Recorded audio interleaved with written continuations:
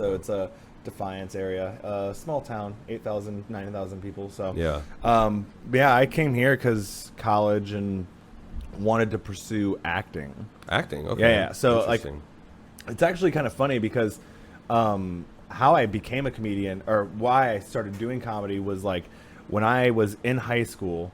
I was always into like Tenacious D and all that stuff, but Tenacious D, Weird Al, those were my biggest inspirations. And then, you know, obviously I like was into Eminem because of his like talents and stuff like that. But I was more like into like the technical aspect. Okay. So like for me, I was always like I was really good at like imitating, and so like that's actually probably, I would say, my best talent is imitating. Oh, okay. Just like taking something, hearing it, and then do you do parroting. accents? I haven't like delved into that yet. Yeah. But like for me, it's been mostly singing growing up. Okay. And then so I watched Tarzan the musical at my high school, and it was really good. Oh, and I was a junior, and I was like, But for some odd reason, instead of wanting to do acting at that point, I was really into Daniel Tosh, Aziz Ansari at the time, and I was like, I want to do stand-up. Like, this makes me want to do that. Yeah. And so I got into acting the next year, and then I really got into it, got like a supporting role, had a whole monologue. It was great. Hell yeah. But yeah, I came here, did a fucking short film for a horror festival, did a Shrek the Musical, and then I stopped. And then I just didn't What year is that? The musical, I think, was when I was 21. So that was like 5 years ago. So, yeah. Okay. 2017-ish. Dude, that's crazy. Yeah. I started, you know, I've been doing music probably half my life. I would say I had a very weird high school situation, but I didn't get serious about my career until I was probably 25. That's, you know, yeah, 26. Exactly. And like, I'm 33 now.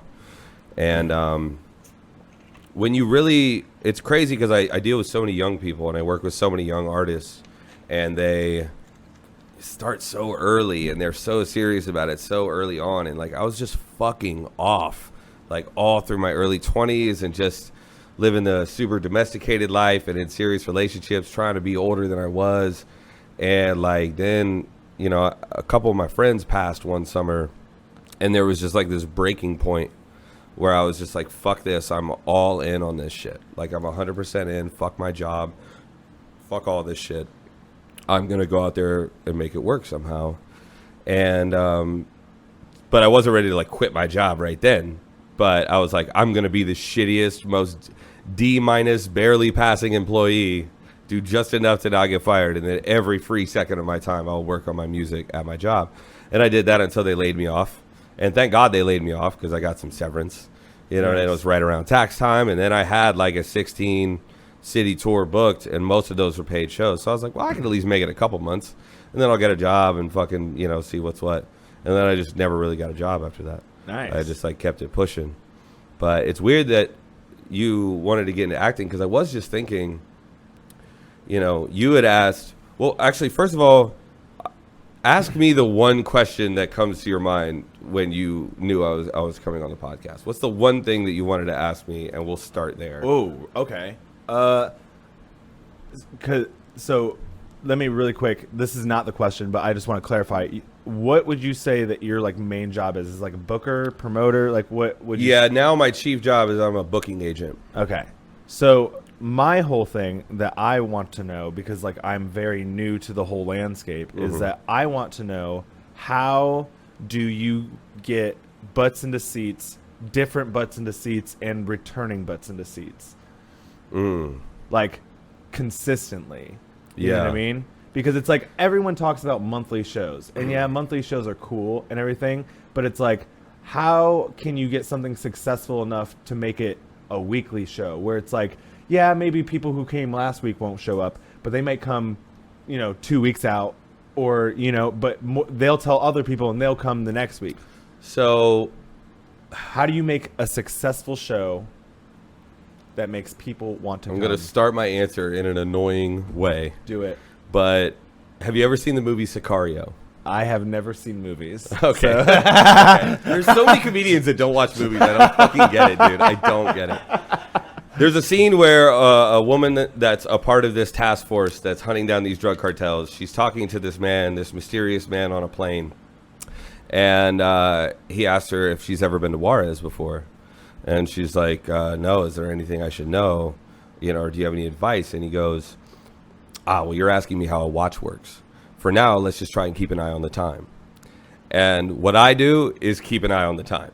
Like, there is no clear-cut, perfect path answer to making shit consistent. Okay. And working on it, you have to read the sort of social, cultural weather at the time. And it's like, I have built a lot of monthly events. Like, that is the one thing me and the guy I started out with, we're really good at, is building a brand around a show. And that's really the easiest way to do it with a monthly event, is you really have a show that means something. There's some type of idea beyond it's a cool party or a bunch of hot people are there or whatever. Yeah. You know what I mean?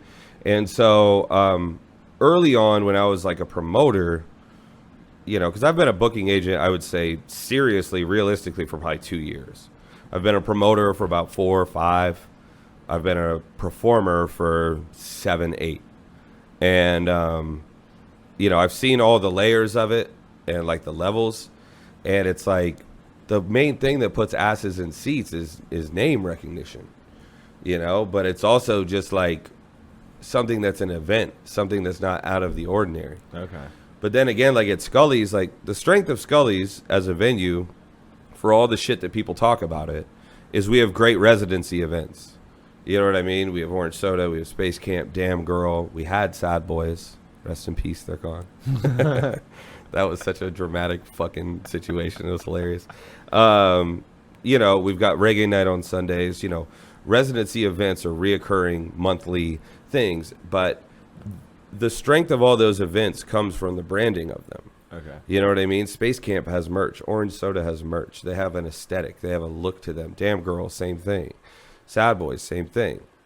And now, if you're just talking about booking local artists and shit like that and how to bring people out, the one main factor is just fucking, that's the keeping an eye on the time part, is figuring out who's like NBA Jam on fire, like who's like, you play video games? Yeah. Okay, like fighting games when you're like charged up and you can do your special move. Like artists have that same thing. Artists get charged up and there's like this multiplier that hits when you have like that great set and then you kill the second show and you're still riding off the energy of that, and it like the successes will multiply. And you got to find artists in that moment and tell them like, hey, this is the right show to do, not these 3 shows that you just could do. Okay. In the comedy world, it's entirely different. You'll do the 3 shows. Because like comedians can go up on stage 8 times a fucking week. It doesn't matter. But in the music world, it's different. You don't want to burn your audience out. Exactly. You don't have that many new songs. Comedians can write new jokes every week. Okay. Yeah. Guys, this is Sam Rothstein. Hi. Hi, everybody. Fucking, yeah, killer right here. Thanks for coming on the show. Yeah, man. Thanks for having me. So let's see. You said that before the podcast started, we were going to talk about, so I moved to the city and I've heard so much like praise about past Columbus. Mm-hmm. You know what I mean? We were just talking, you said that Columbus was huge into podcasting. We had a podcast festival. I heard that like comedy was popping. I heard, music was, probably even more popping than it, is now. Yeah. What's happening? What's going on? Well, and also after this, tell me how to learn to read the fucking atmosphere. I mean, with me, man, COVID's a big factor, obviously. Okay, yeah. COVID made a lot of people very socially scared in terms of all of a sudden when everybody was sitting at their homes just staring at their phones, people had a lot of time on their hands to just not mind their fucking business. And performers were scared to perform during COVID. Some still are, and it's like that made things hostile. But like COVID, I would say realistically, it knocked out anywhere from 40 to 60% of the strength of our music scene. The comedy scene, I don't really know. I don't hear anybody complaining about that. I think the comedy scene looks fucking great, and I really admire what you guys have all done. Yeah. And it was strong before. Yeah. But it was a lot more insulated before. And I have heard that too. a lot of the older Columbus scenes in general were very culturally insular, and they were very based out of friend groups and stuff like that. And not to say that these weren't friend groups of very talented, creative people. But the thing about Columbus I've noticed is people find their comfort zone and they stay there. And when it comes to people that are really trying to rise up and people that are really trying to do something bigger, Columbus is full of people that know they're never leaving Columbus. And they don't really like people that want to leave. And not everybody, but also like, ouch. Look, I mean, for sure, shots but fired. I guess, but it's just like, makes a lot of sense, though. I mean, there's a million cities just like it. The shame of Columbus is that like we're the second biggest city in the Midwest behind Chicago. You know what I mean? Like we're bigger than Detroit, we're bigger than Louisville, we're bigger than fucking Cincinnati, Cleveland, Buffalo. We have a ton of potential here. And also, with that being said, you'd be hard pressed to find a better incubator for artists. A lot of great, talented artists are able to flourish in Columbus because we have a lot of the artistic infrastructure that we need. We have a lot of venues, a lot of art galleries. We have a lot of events. We have a lot of, ways that people can kind of prove themselves, but we very much are a prove it city. And that can get exhausting when, as an artist, you have to reprove yourself every fucking time. But back in the day, a lot of the artists that I would say were my elders, the people that were, 2005 to sort of 2012-ish era, at least in the hip-hop realm, because that's where I started. It was a much different scene back then, and people were more cutthroat because there was a lot more industry eyes on the city than there was before. And, like, Columbus, I think, is a very supportive city. I owe most of my career to Columbus, Ohio. I think it's wonderful. I think the people here are a very unique breed of people, and we're very, very talented, and we're not afraid to express ourselves. But there is a fear of being a leader here. And I think what happened is there aren't many leaders anymore. People are scared to really plant a flag somewhere and say, like, this is what we're fucking doing. That's crazy, because one of the things that I don't remember what comedian it was that I was talking about this with, but, like, I feel like now there's, like, no, like, older comedians. Or not, like, you know what I mean? Not older, but, like, there's not, like, a lot of comedy mentors out there that can, like, show you the way. A lot of them are, like literally still, like, just figuring it out too. You know what I mean? And so it's like when I started, there was comedians who were like a little, like, who had been doing it for like 15 years or something like that. But like now, like, I don't know, Tim's, he's at like 10, but he started when he was like 17 and he moved to Columbus. So he's not Alex Tim's. Okay. But like other than that, I feel like most of them are like under 10. You know what I mean? And a lot of times people say it takes 10 years to even find your voice. So it's like, yeah, you know what I mean? So it's like Gilly is someone that I would say is like, you guys like Gilly, Kenny. Yeah, I was going to say, but like, there's not like a lot of them. You know what I mean? Yeah. Well, the thing about mentorship is very weird because, like, I'm at a position now to where I manage artists in different fields, and I have a lot of people often come to me for advice, but I think the only reason I'm in a position to give advice is because I listen to a lot of people that I could look at as my students, but I don't look at them like that, and we're all on the same ladder. Yeah. Some people are above you, some people are below you, but we're all moving on it, and our position is always changing. And a lot of older people get this sort of stature of like, well, I've put my time in, I know what I know, there's nothing new to learn here. But meanwhile, you're part of a feedback loop of information, and now you just close the loop off. You can't teach young people your lessons so they can put them into action, so they can create new things that you can go like, oh shit, I didn't think of that because I'm an old fuck and I'm running out of ideas. You know what I mean? Like, not saying anybody we mentioned is an old fuck. Yeah. I'm an old fuck. You know what I mean? But I'm just saying, like, that's the way I look at it, as like, yo, man, if you are claiming to be a mentor and all that, you're probably an old fuck too. Yeah. And it's like your machine's getting rusty. Yeah. And it takes younger ideas, younger fuel in the tank to really do that. But also, like, you know, Columbus is a very political city. And I don't mean like American politics, but I mean like the politics of the city. Yeah. And I think Columbus lacks a lot of media. We have very bad media right now. Okay. You know, Andy Downing just left Columbus alive. I think that's going to possibly create a big opening or vacuum for journalism in the city and stuff like that. I try to look at things 3-dimensionally or 4-dimensionally. You know, I try to look at it to where it's like, who's this artist I'm booking? What is their perception like on social media? I don't really fuck with artists that just want to, you know, if it's a comedian, it's different because they're supposed to push the boundaries and shit like that. But I don't really like artists that are out here saying just wild, disrespectful shit.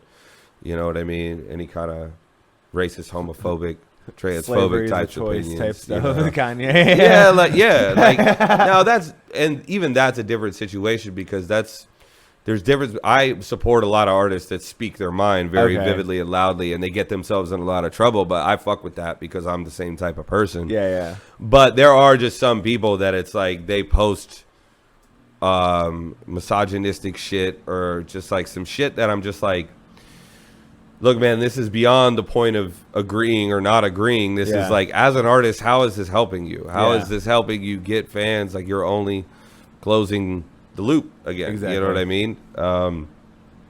And now when it comes to comedians, though, I mean, there are plenty of racist, transphobic, homophobic jokes I've laughed at. You know what I mean? Like, comedy is just a different beast. Yeah. And I think comedians should be allowed to say literally whatever they want. And they have to deal with the consequences of that. That's the world we live in now. But I've dealt with consequences. All right. When you're a musical artist, though, it's just a little different. Also, I've never loved when artists that kind of aren't out the gate as political. You know, there are artists that it's like, dude, I'm a political artist. And it's like, that's cool. I get that. Okay. But there's a lot of artists that, and I've seen this happen too, and this happened a lot in the Columbus comedy scene it's a lot of clapping and cheering, but it's not a lot of laughing. Dude, it's a lot of saying very agreeable political opinions and calling it a joke. Dang, and it's like, son. I don't, I mean, hey, to each their own. Get it how you can, whatever. But and it seems to be working for a lot of people, and good for them. You know, I don't wish anybody. And it sucks too because as a comedian, sometimes you're trying to do a joke and you're like making a political statement like in jest, or you know, you're not like trying to make it anything. And then people start clapping. You're like, dude, don't do that. Yeah. Like, that's not what this is. And like, it's like when you even tread in that water, that is sort of inevitable almost.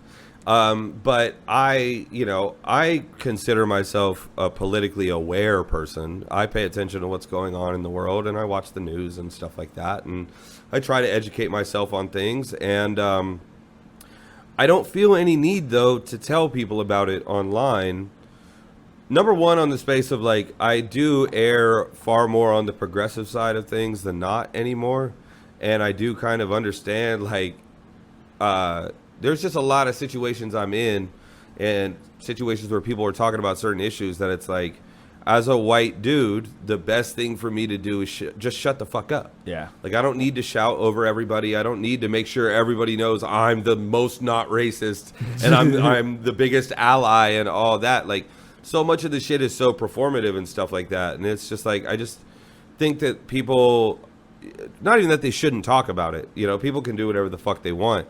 But it's like, usually the people that kind of shout the loudest about that stuff are sort of the first to get targeted for breaking that sort of standard that they set for themselves. You know what I mean? Like, I have booked plenty of trans artists. I've booked plenty of gay artists and whatever the fuck you want to, you know, group you want to talk about. But it's like, I never did it because they were that thing. Yeah. But it's like, I did it, and it's not to say like, oh, bro, I'm just colorblind. Like, I don't even see it. That's not it. It's really just more of a matter of like, I am fortunate enough to live in the realm where it's like, art comes from anybody with a beating heart. Anybody can be a great artist. I don't have to worry about their race or gender or sex or anything like that. And it's like, I want to hear art from every type of person. I want to hear, you know, what music or what their perspective is. That's what art is. It's someone expressing their inner perspective on it. And it's like, we can all list our fucking pronouns on our bios and shit like that on Instagram, and we can all do this profile picture shit and all this other stuff. But it's like, I think it really just comes down to the world's only going to be better if you're treating the people actually like that in your life. Like so many of the people I know that make such a big deal about posting Black Lives Matter shit and, you know, putting that in their bio and all this other stuff. It's like, dude, you know 0 black people. You hang out with no black people. You can't stand actual black culture when you're face to face with it and around it. Yeah. You know what I mean? Like it's very, very weird and stuff like that. And so, you know, I know that I'm not in a position to tell anybody how to live, and I'm not in a position, you know, like I didn't really meet a black person or speak to one until I was probably 15, 16 years old. And then all of a sudden I was just thrust into the world of hip hop and stuff like that. And I know there were so many things that I was insensitive to and ignorant to and didn't understand. And like, I'm lucky that I was able to spend time in a different culture and with different people that really opened my country ass eyes up. You know what I mean? I grew up around cornfields and shit. Yeah. But I didn't grow up in a racist household. You know what I mean? But it was just like, when you're in a town where everyone's white, there's no test sample of anyone else, and it's just like, police brutality. I'm sure cops are just fair to everybody, right? And it's just like, you know what I mean? Because like in a small town where everybody, and it's just like, so I don't know, man. I think the important thing to do is if you want to support people that are doing that, you know, I try to ask my friends that are in that world if it's like, hey, is this something that you think I should even speak on or whatever? And I try to speak on things that are pertinent to the world of music and booking, because, you know, race and gender and, you know, politics do all intersect with music as well, you know? So I try to be sensitive about stuff like that. You know, I really do. And I don't love hearing a lot of transphobic jokes and homophobic jokes and stuff like that. And a lot of the comedians I really fuck with do make jokes like that. And I don't think they're terrible people for it and stuff like that. But it's like, that's what it comes down to, being an individual and just understanding, like, I am offended at this joke. It doesn't sound good to my ears. It doesn't sit right in my stomach and stuff like that. But they're an artist, and they're taking that risk. You know, they have to sleep at night with that. Yeah. You know, like, you can't put that on me and stuff like that. And there's some stuff that you just can't help to laugh at because it's a great, well-constructed joke, you know? Hey, who's your favorite artist? If you were going to say that you're going to get in your car, you're not, like, in any mood, you're just going to listen to a song or anything, what is the artist that you go to? It would be one of these 3 bands. All right. It would be Queens of the Stone Age. Okay. The Deftones. Okay. Or 9 Inch Nails. Okay. I am that guy. Okay. Those 3 artists have, to me, the best discographies, to where it's like, I literally like every album they've ever done. With the exception of the Deftones, 9 Inch Nails and Queens of the Stone Age have had a different sort of lineup every few albums, but the chief songwriter stays the same. So they evolve in a really, like, sort of safe but cool, interesting way. And the Deftones are just like, I was fucking 14 in 2003. Like, that shit just spoke to me. It was just like, there's something about that music that captures you when you're a teenager, but doesn't go away when you get older, because it's still very mature music. Okay. But it was packaged in a sort of angry new metal way. But there's so many interesting things going on with the Deftones sonically that so many people that are my age now in the music world, in big bands and metal, they're all citing Deftones as a reference. Like, it's been so great watching the Deftones really get their flowers still. And 9 Inch Nails and Queens of the Stone Age, like, all those bands are still going fucking strong. And, like, it gives me a lot of hope internally. But, like, yeah. So, if you're into those types of bands, what made you transition into rap? Well, I mean, that's the thing. Like, the whole favorite artist question is like a kind of bullshit thing, because, like, number 4 on the list is The Roots. Okay. And so my number 1 favorite rapper is Black Thought. Like, he's the reason when I heard him start rapping, I was like, I want to do this. And I'd been listening to hip hop for a long, long time. It was one of the first genres I ever started listening to. But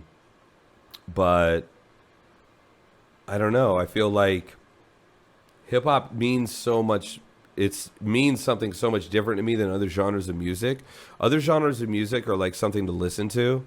But hip hop was something I was like, no, I have to be a part of this. Like, I have to be in the mix of this because it's not just a genre of music. It is truly a culture. There, is clothing, graffiti art, the dancing, there's so many avenues of it that is still hip hop, if that makes sense. Okay. Rock music, I didn't identify with the way they dressed. I didn't identify with, I wasn't angry all the time that I had. I like rock music that was sexy. That's why I like Queens of the Stone Age. I like rock music with sex appeal to it. Rock music that fucking chicks can dance to. You know what I mean? That people can dance to and that it's fun. But a lot of heavy music now just isn't fun. Yeah. It's just heavy for the sake of being heavy. And, I watched it happen when I was younger and 20 and fucking just full of anger and rage. I listened to a lot of really heavy music, but then I watched that it became sort of where sound nerds flocked to. And then dubstep kind of became a thing that I was interested in 2011, 2012. And then that's where all the sonic nerds went over there, and people that are literally just how can we break the rules of conventional sound and make this shit sound like a new type of low or whatever. And that's cool and stuff to me, but I was never a tech guy. I was never oh, it's crazy they engineered this whole new crazy sound. To me, it was always just about the feeling. Yeah. You look at a band like the White Stripes, they needed a fucking guitar and a mic and a drum set, and they sold tens of millions of records. They didn't need a bunch of extra bullshit and all this other stuff to do it. So different strokes for different folks. But, hip hop to me, there's not a lot of you don't see Jimmy Page or fucking Neil Young or those guys owning the record labels that they got signed to. But you did see that in hip hop a lot. Hip hop was a genre of music that it encouraged people helping their own and encouraged putting your people on, and in terms of what Master P did. Master P, as soon as, he started selling tens of millions of records, the record label came to him. They're like, hey, you want your own record label? He was like, yeah, that's fine. I'm going to sign these 9 people. They're all popping as fuck, because they were literally his cousins and people he grew up with. But their team was so brolic that you could sell 1 million records being anybody if you just knew Master P. This is the mid 90s. Selling 1 million records was a lot of people were doing that. But he ended up finessing a label out of $20 million because he was signing all his cousins and shit to the label with these album advances, and he was keeping the promotion costs. Because promotion costs traditionally with record labels meant you just bribe record labels. It was $2 million out of your deal that you had to pay back of record sales to just pay some dude to take your fucking CD to radio stations and just bribe them, just flat out fucking pay them $10,000 in cash and then to play your fucking song. And it's on payola. Every fucking 3 years there's a new scandal of it that comes out. I mean, it happens all of the time. It's just the way the business works, dude.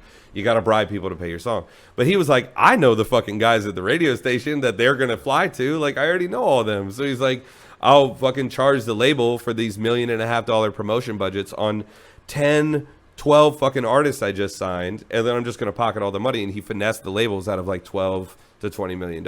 Oh, shoot. And there's a big tradition in hip hop of artists finessing labels of, what Frank Ocean did was a legendary thing. It's true, sweet, served cold revenge.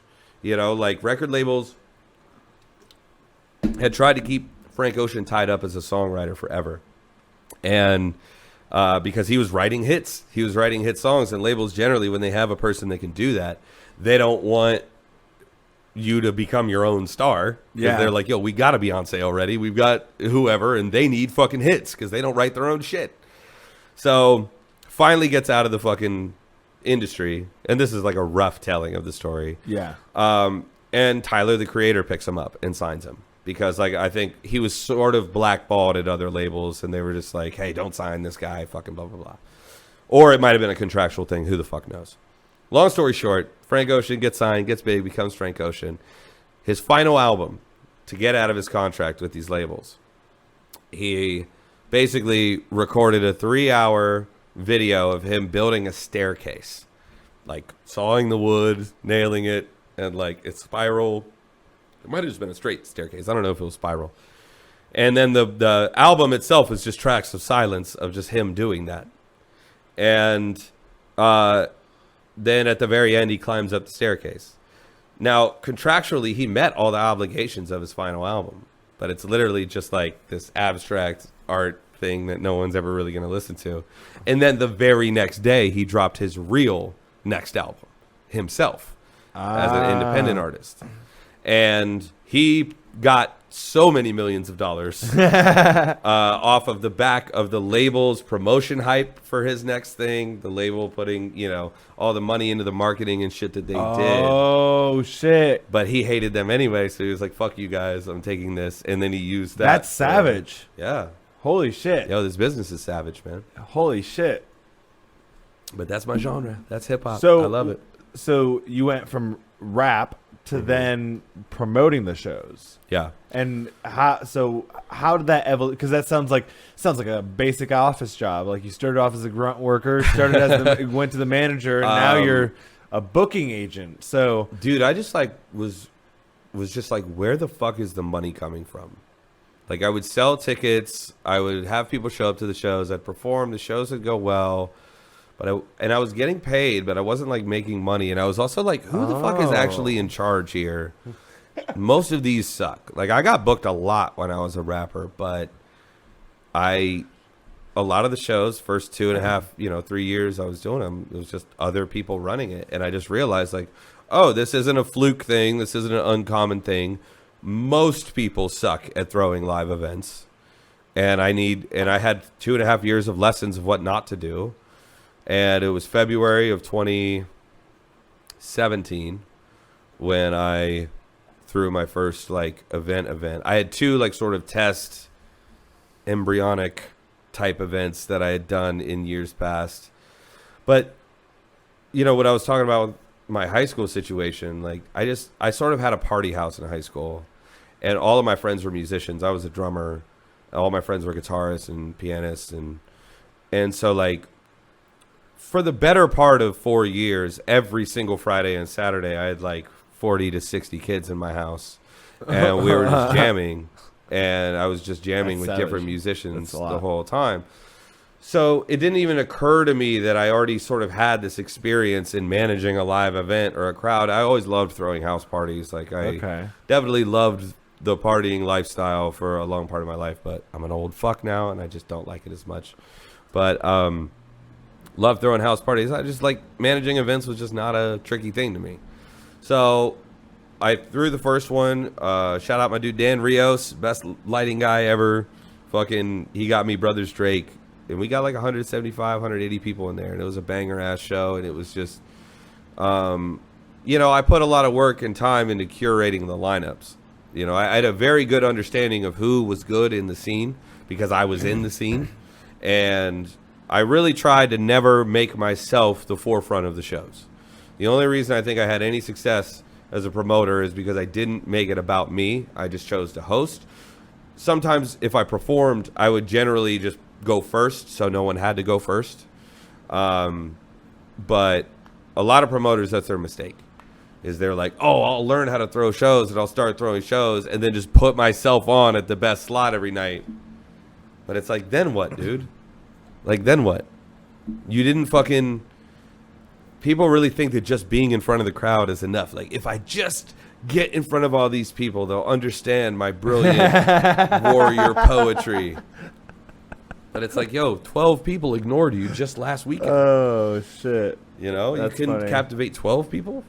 Wow. And 12 people's harder to do sometimes than crowds. Sure. Big crowds are easy. There's social pressure involved, but it's also just just because you can entertain the crowd doesn't mean you can retain the crowd as fans. That's interesting because, I would agree with that wholeheartedly. I would say that, doing jokes at the Funny Bone is a lot easier in front of 200 people than it is to do it in front of 5 at the Shrunken Head. And 4 of them already know who you are. Exactly. They're like, oh, fucking. I know.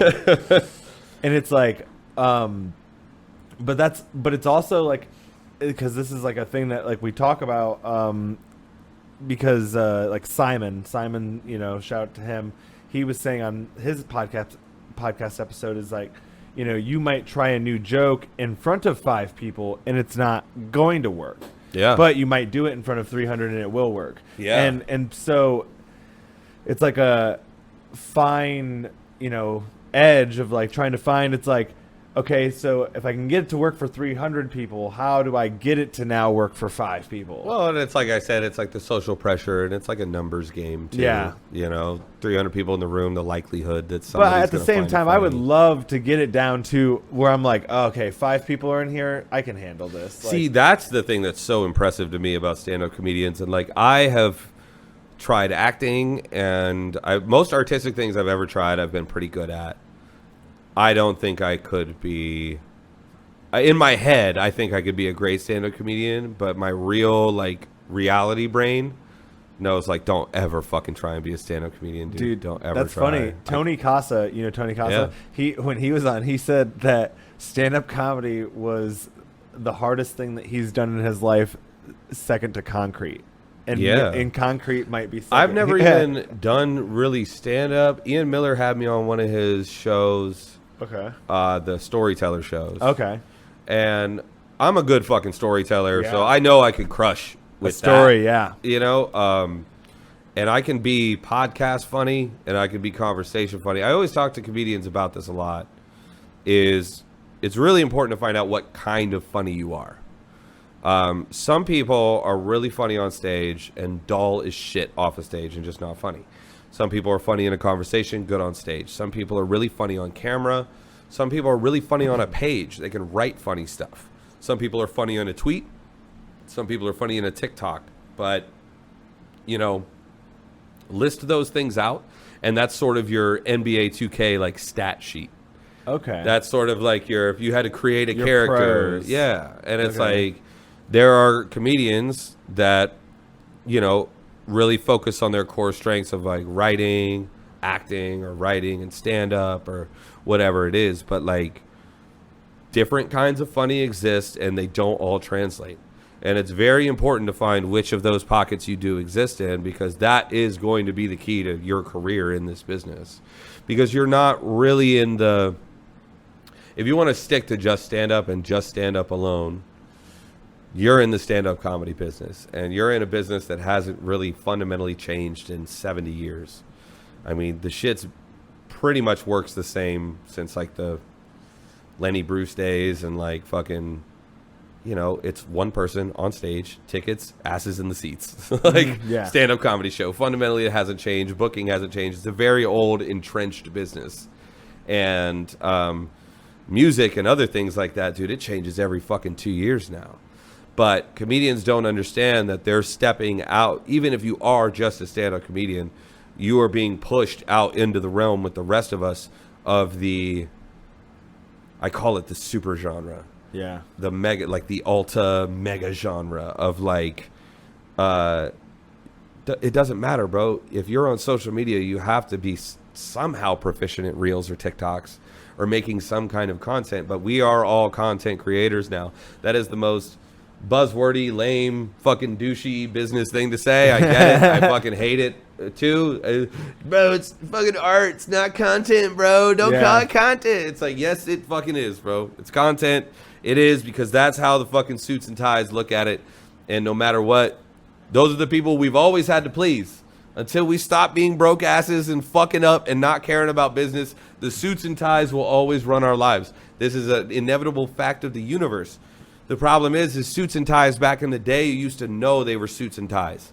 The suits and ties now think they're fucking clever, and they wear fucking Vans, and they like think they know about art, but it's like, you're still just a money guy. You're still just a buzzwordy business guy. That's insane that you say that, because, one of the things that, I have talked about with people about like the funny bone is that, like, the funny bone has become this thing that's not it's like still a comedy club, but like people who aren't necessarily comedians are now booking shows there. Yeah. Because like they make content. Dude, we have YouTubers that get booked at Scully's. We have I know. YouTubers that sell out Scully's. Same at the Funny Bone. And it's just like, yeah, but why wouldn't they? I know. Why wouldn't they? More people fucking know about them than the people that's like, man, one fan at a time. Every mic I do, I'm getting a little closer. It's like, fuck. Because I mean, we had like Harry Mack at the Funny Bone. We had Casey Fry or Frey. Maybe. Yeah, I was going to say. Shane has opened up for him a couple times. We have a Christian group, I think, coming in. Just like it's insane. It's just like the people, like you said, the people that can sell the tickets are the ones that are getting in. But it's like they found their type of funny. They found it. Their funny exists on the internet, but then they're like, I wonder if I could translate this into a new live type of funny. Yeah. And then you're in the realm of, it's not even about being funny. It's about star power. Yeah. Because also, no matter what, whether you're a comedian, musician, it's all live entertainment. Yeah. You know, whether you're the fucking Circus Soleil, whether you're a fucking Penn and Teller, whatever it is, it's live entertainment. It's all the same business. And I always try to tell people that like, I don't work in the music business. I do in a lot of tangential ways, but I work in the live entertainment business. That's really where I make my money from, is getting people on stages, getting people through the door. Okay. So it's a very specific distinction that a lot of people don't understand.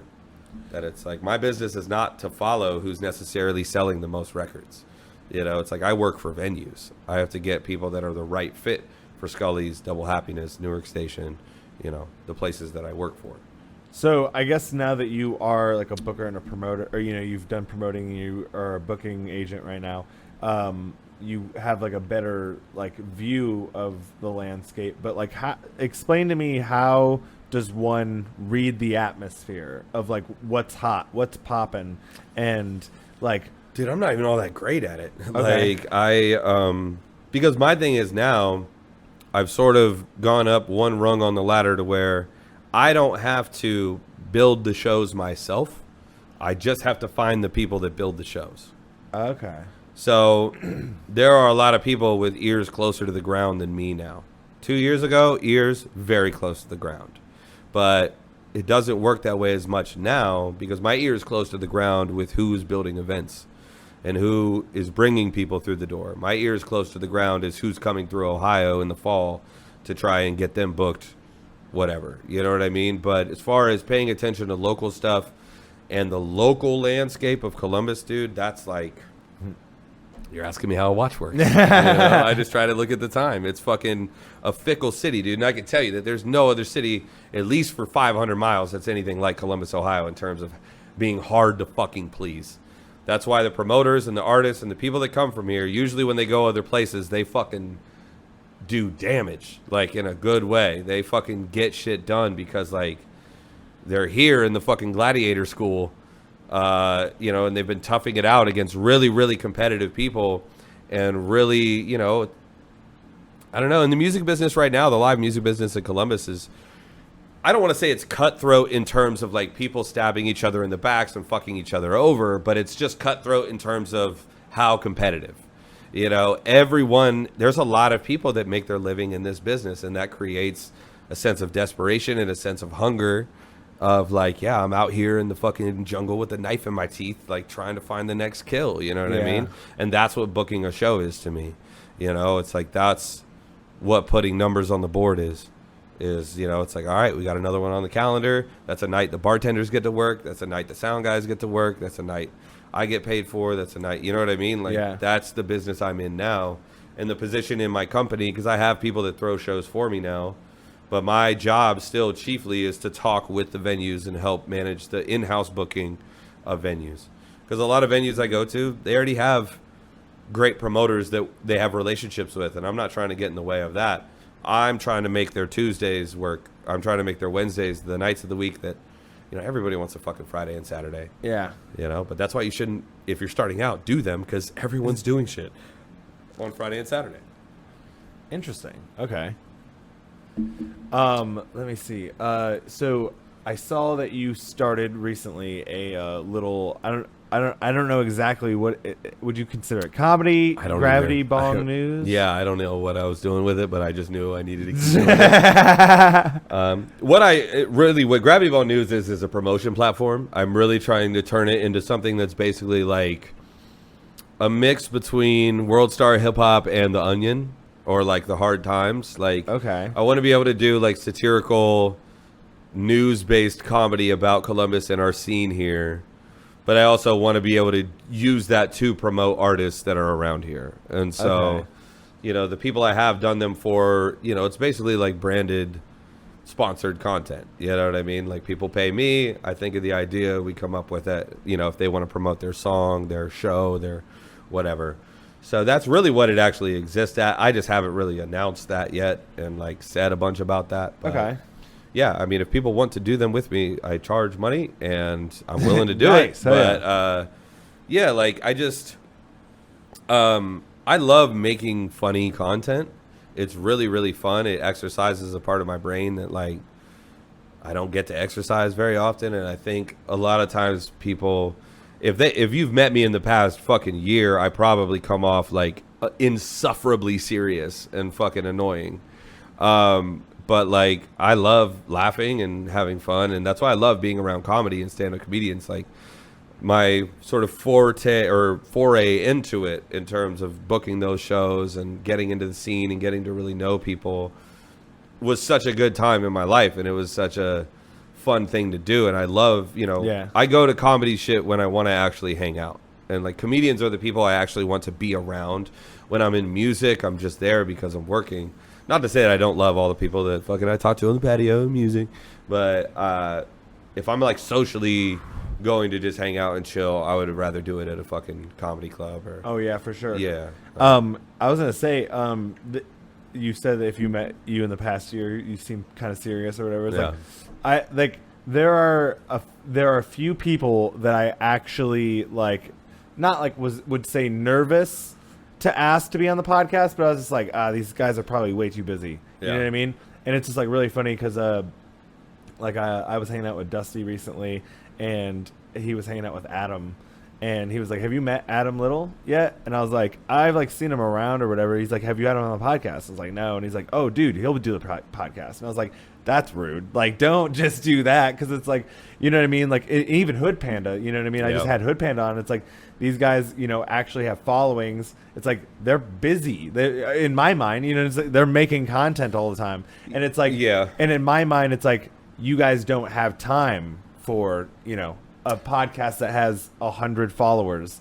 So I am busy. Yeah. But I am also a narcissist, and so I always have time to talk about myself. Okay, Like, yeah. I always have time to talk That about makes sense. myself. Yeah. But I will say, yeah, it's like I said, not nervous. If your podcast sucked, I would not say yes. Okay. I mean, yeah. like I do get offers to go on podcasts, and I look at them, and I'm just like, shitty. Oh.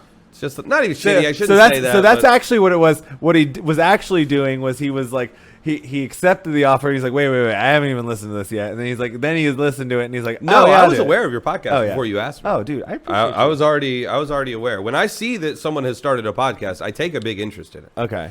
And Yeah, I was gonna say, like, my biggest thing for like this podcast is that, like, you know, I am a comedian, but the one thing that because I took a break from art for like a while, I got to live with a musician. I got to hang out with like different I went to college for like software development and stuff like that. So I know all these different people. Yeah. And it's like, for me, it's I love comedy, but the one thing that I love the most is like when you're talking to somebody and you're like, oh, what are you into? And they're like, I'm into this like thing. It's kind of stupid, but like this is what I'm into. And it's I'm like, dude, no. chat, Open that up. Yeah. Tell me what you're Exactly. fucking what like.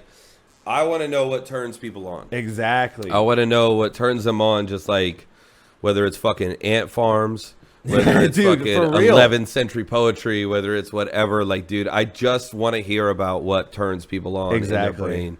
And like podcasting is such a good fucking way to do that.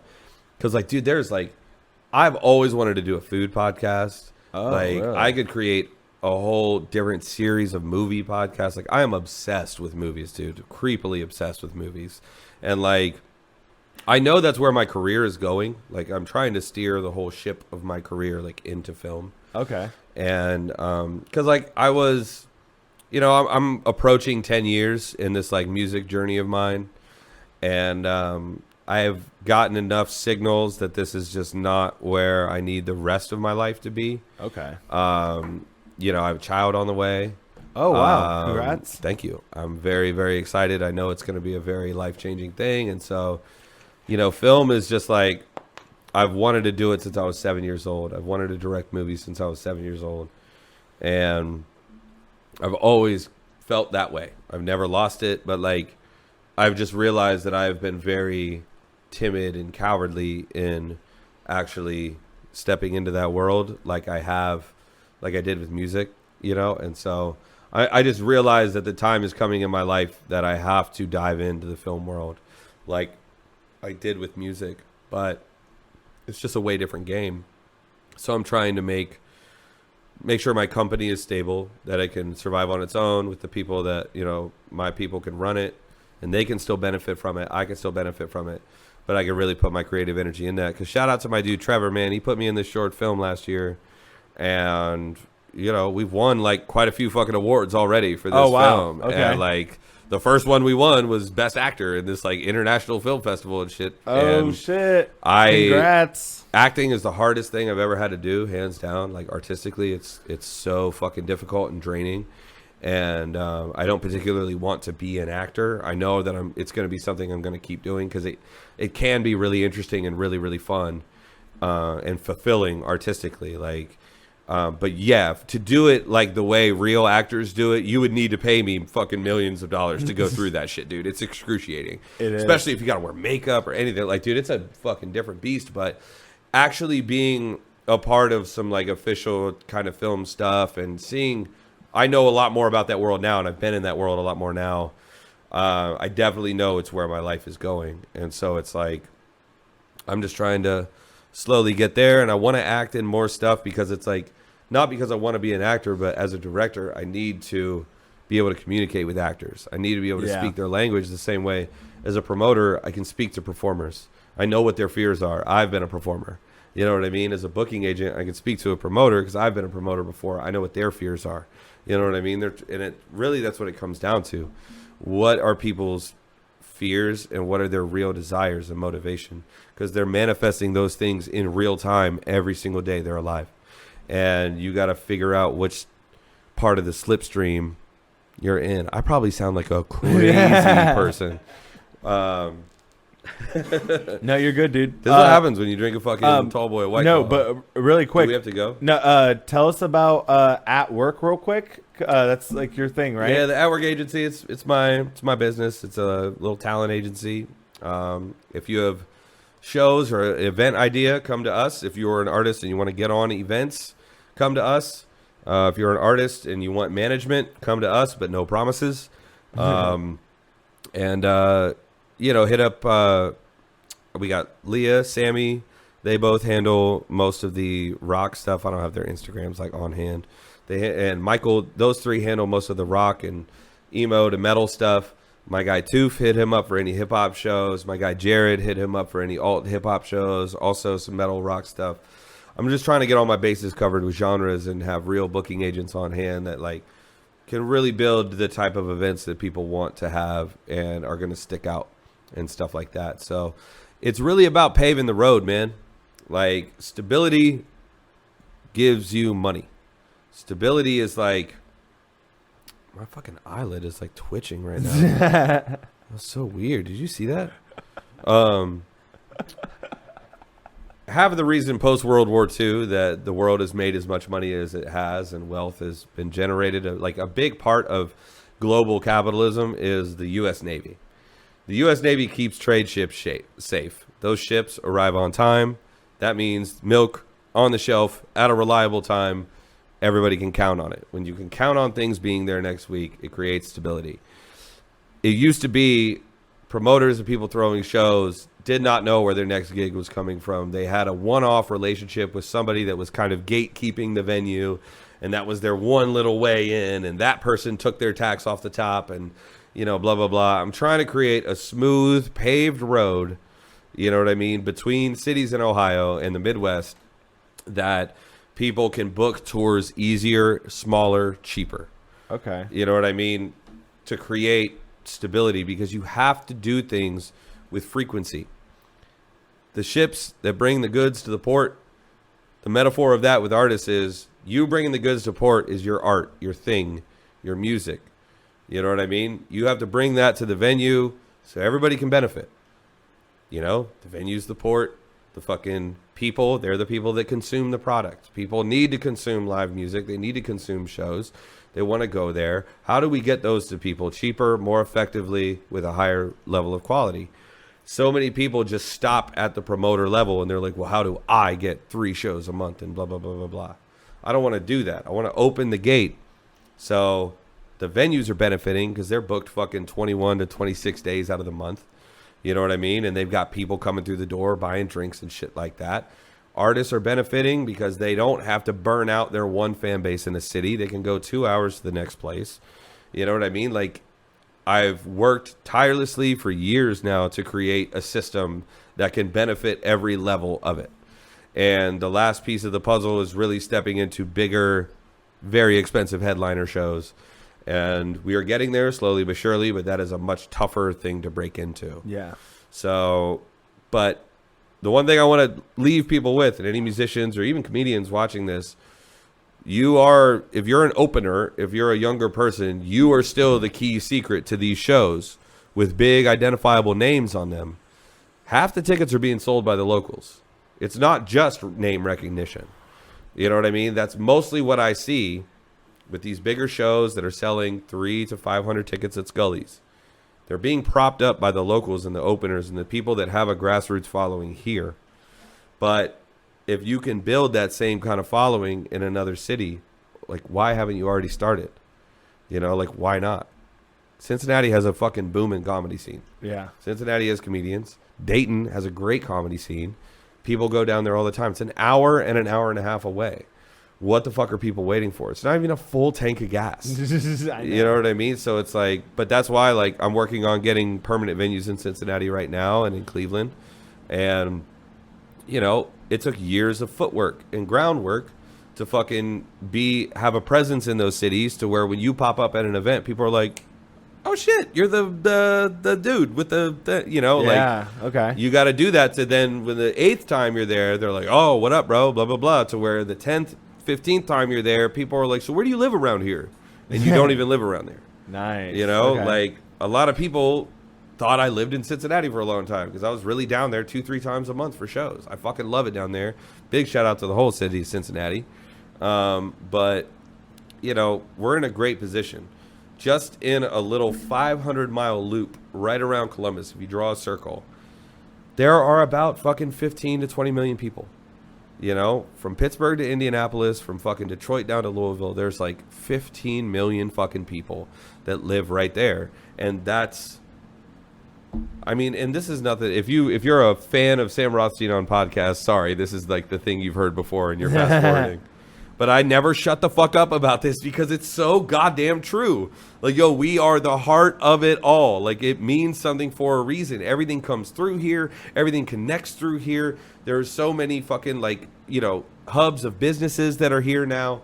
We're a huge test market for that very reason. We're very culturally bland, so a lot of different influences and different things come in here and can succeed. We're insanely racially diverse, way more so than even big cities people would think of, like Boston or whatever. Yeah. And it's like we have so many different cultural influences. Like, yo, we have the shit to do this.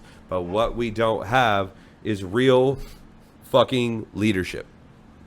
All right. We don't have real leadership and people willing to put their neck on the line and say the fucking buck stops here. All right. So. Well, you're Sam, like, all right, shut the fuck up before you have another crazy rant. No, you're good. Sam, where can we find you? What's your Instagram? What's your my Instagram stuff? is at Sam Rothstein Official.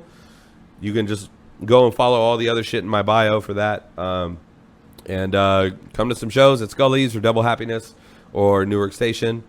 Big shout out to everybody that works with me, everyone that works for me. I love you all, and I hope you guys have a great day. Dude, shout out to White Claw. Thank you so much. Dude, thank you. This was fun. Dude, guys, thanks for listening to this episode of Help I'm High, Can't Get Down. We'll fucking catch you guys next week. Word.